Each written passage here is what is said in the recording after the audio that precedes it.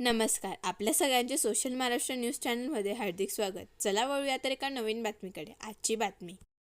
धुळे आगामी स्थानिक स्वराज्य संस्थांच्या निवडणुका जिंकण्याच्या दृष्टीने उद्धव बाळासाहेब ठाकरे शिवसेनेने जोरदार तयारी सुरू केली आहे. या तयारीचा एक भाग म्हणून धुळे शहरात ठाकरे गटाच्या प्रमुख पदाधिकाऱ्यांची आणि कार्यकर्त्यांची एक महत्त्वपूर्ण बैठक पार पडली. या बैठकीत उपस्थितांना निवडणुका कशा जिंकायच्या यासाठी महत्त्वाचे मार्गदर्शन आणि कानमंत्र देण्यात आले. धुळे शहरातील जेल रोडवरील क्युमाइन क्लब समोर IMA हॉलमध्ये या बैठकीचे आयोजन करण्यात आले होते. या बैठकीला शिवसेना उद्धव बाळासाहेब ठाकरे पक्षाचे उपनेते तथा संपर्क प्रमुख माजी आमदार अशोक धात्रक, उपनेते डॉक्टर अद्वै हिरे, माजी आमदार अनिल गोटे आणि उपनेत्या शुभांगी पाटील यांच्यासह जिल्ह्यातील प्रमुख पदाधिकारी व कार्यकर्ते मोठ्या संख्येने उपस्थित होते. तर 10 असेल 11 असेल, जे मतदान झालं त्याचे CCTV फुटेज द्या. निवडणूक आयोग म्हणतो फुटेज नाही. असो, प्रकाश आंबेडकरांना मानावं लागेल. निवडणूक आयोगाचा एक नियम त्यांनी त्या ठिकाणी अधोरेखित केला आहे. मतदानाची वेळ संपल्यानंतर त्या मतदान केंद्राच्या प्रांगणामध्ये त्यावेळेला असलेल्या मतदाराला शेवटच्या मतदारापर्यंत मतदान करण्यात यावं, त्याला संधी देण्यात यावी असा नियम आहे. पण त्याला ती संधी द्यायची असेल तर संध्याकाळी 6 वाजता जर मतदान संपलेलं असेल किंवा 5 वाजता जी काय वेळ असेल त्यावेळेला प्रत्यक्ष मतदान केंद्रातलं दरवाजा बंद करून बाहेर लाईन मध्ये टोकन वाटली जावे. काय टोकन, आणि ती वाटण्याची सुद्धा पद्धत. दारामध्ये असणारा पहिला मतदार त्याला पहिलं टोकन नाही, शेवटचा जो आहे त्याला 1 नंबरचं टोकन, आणि मग उतरत्या अनुक्रमानं त्याला टोकन देते.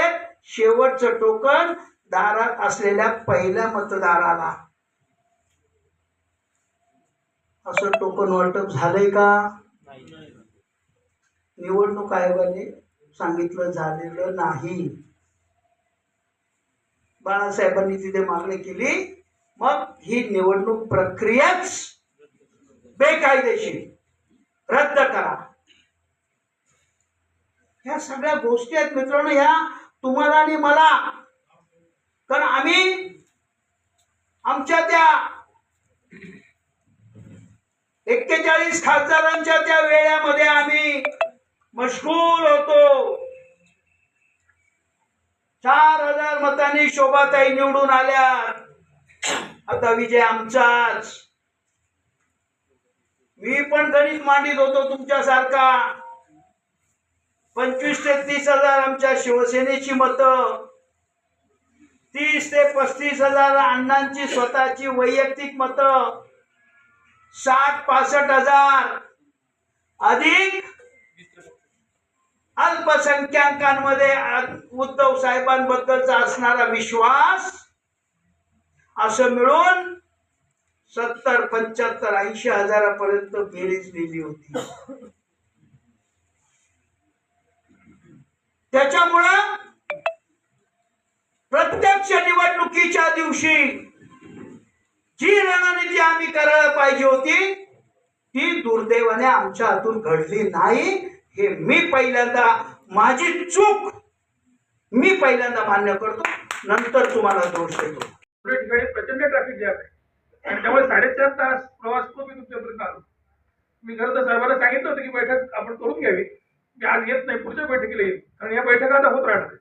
आणि 3 तारखेच्या सुमारास सन्मान्य संजय राऊत साहेब धुळ्यात येतील आणि धुळ्याची बैठक होईल. आणि म्हणून त्या बैठकीच्या वेळेला तुम्हाला काही प्रश्न उत्तर केले जाणार आहे. आणि त्या प्रश्न उत्तरांमध्ये तुमचा सगळ्यांचा गोंधळ होऊ नये म्हणून आजची बैठक कर्तव्य ठेवायला लागते. यावेळेला ज्या स्थानिक स्वराज्य संस्थांच्या निवडणुका सगळ्या एकत्रितपणे लागल्या आणि ते एकत्रितपणे लागत असल्यामुळे त्याची जबाबदारी ही वाटून दिलेली आहे.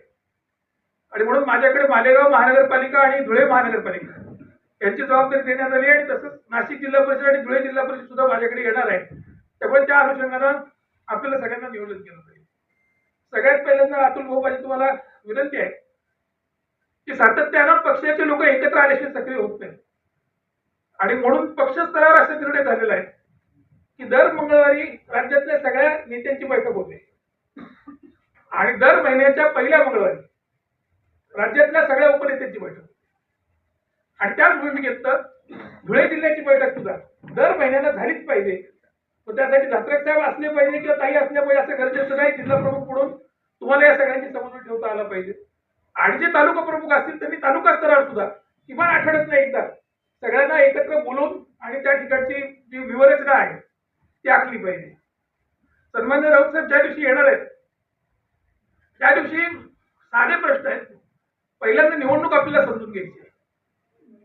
आपण धुळे महानगरपालिका हे आपलं सगळ्यात पहिल्यांदा टार्गेट असणार आहे आणि धुळे महानगरपालिकेमध्ये जेवढेही प्रभाग आहेत त्यातले किती प्रभाग आपण लढण्यामध्ये सक्षम आहोत याचा आढावा आपल्याला द्यायचा आहे. ज्या प्रभागांमध्ये आपण सक्षम नाही त्या ठिकाणी आपल्याला नवीन काही पर्याय मिळतात का हा पर्याय सुद्धा आपल्याला शोधायचा आहे. फक्त आम्ही जुने शिवसैनिक आहोत आणि जुन्या शिवसैनिकांना तिकीट द्या ही भूमिका यावेळेस सोडून द्यावी लागणार आहे. आजची लढाई जी आहे ती पक्षाच्या अस्तित्वाची लढाई आहे. महाराष्ट्रात सन्मान्य उद्धव साहेबांच्यासाठी आपल्याला लढायचं आणि उद्धव साहेबांचं अस्तित्व दाखवायचं असेल तर महाराष्ट्रातल्या सगळ्या महापालिकांवर भगवा फडकवल्याच्या शिवाय ते शक्य नाही आणि म्हणून आपल्यासारख्या 4 कार्यकर्त्यांना मागे थांबावं लागलं तरी सुद्धा चालेल. पण तिकीट देताना आपला एकच निकष असणार आहे आणि तो निकष म्हणजे इलेक्टिव्ह मेरिट. ज्याची निवडून येण्याची शक्यता आहे त्यालाच तिकीट दिलं जाईल. आपला पक्षाचा जुना कार्यकर्त्याला मिळतंय का नवीन येणाऱ्या माणसाला मिळतंय हे आता पाहता येणार नाही. ज्याच्याकडे इलेक्टिव्ह मेरिट आहे त्याला तिकीट द्यायचं ही भूमिका या निवडणुकीत निश्चितपणाने असणार आहे. बातमी आवडल्यास चॅनलला लाईक व सबस्क्राईब करा व दररोज अशा नवनवीन बातम्या पाहण्यासाठी चॅनलला फॉलो करा. धन्यवाद.